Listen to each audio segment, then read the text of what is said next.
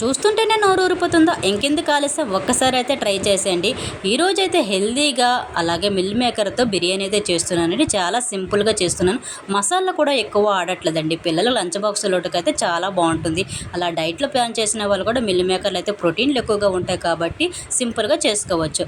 Mill మేకర్లు తీసుకొని వేడి నీటిలో నానబెట్టుకోవాలి. ఒక గ్లాసుడు బాస్మతి బియ్యం తీసుకొని నానబెట్టుకున్నానండి. ఇంకా ఉల్లిపాయలు, పచ్చిమిరపకాయలు, పుదీనా, కొత్తిమీర, టమాటా అయితే కట్ చేసి పెట్టుకున్నాను. ఒక తపెల్లలో కొంచెం నెయ్యి అయితే వేసుకున్నాను. నూనె కూడా వేసుకోవచ్చు. బిర్యానీ మసాలా అయితే వేసుకున్నాను కొంచెం. ఇంకా వేసుకున్న తర్వాత ఉల్లిపాయలు, పచ్చిమిరపకాయలు ఫ్రై అయితే చేసుకోవాలి. అలా ఫ్రై అయిన తర్వాత బంగాళదుంప కానీ క్యారెట్ కానీ వేసుకోవచ్చు. పిల్లల ఫేవరెట్ బంగాళదుంప కాబట్టి వేసుకున్నానండి. ఇంకా బంగాళదుంప ఫ్రై అయిన తర్వాత మిల్ మేకర్ వాటర్ తీసేసి ఇంకా వేసుకొని మిల్ మేకర్ కూడా ఫ్రై చేసుకోవాలి. ఇలా ఫ్రై అయిన తర్వాత మసాలా అయితే వేసుకోవచ్చండి.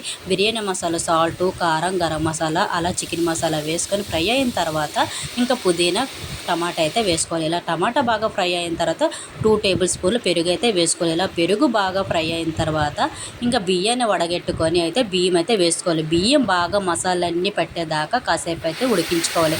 ఇలా ఉడికిన తర్వాత ఒక గ్లాసుడు బియ్యంకి గ్లాసున్నర వాటర్ అయితే వేసుకోవాలి. వాటర్ బాగా బాయిల్ అయిన దాకా కాసేపు ఉడికించుకోవాలండి. ఇలా మరిగిన తర్వాత మనం డక్కన అయితే పెట్టుకోవాలి. డక్కన పెట్టుకొని 5 నిమిషాల తర్వాత చూసామంటే మనకి బిర్యానీ అయితే రెడీ అయిపోతుంది. స్లో ఫ్లేమ్లో కొంచెం పెట్టామంటే మనకి మెత్తగా ఉడుకుతుందండి. ఇలా చూసారా, పొడిలు పొడిలుగా వచ్చేసింది. వీడియో నచ్చినట్టు ప్లీజ్ లైక్, షేర్, సబ్స్క్రైబ్. అలాగే ఎవరైనా ట్రై చేయని వాళ్ళు ఉంటే ఒక్కసారి ట్రై చేయండి.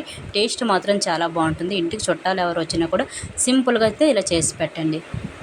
Bye bye.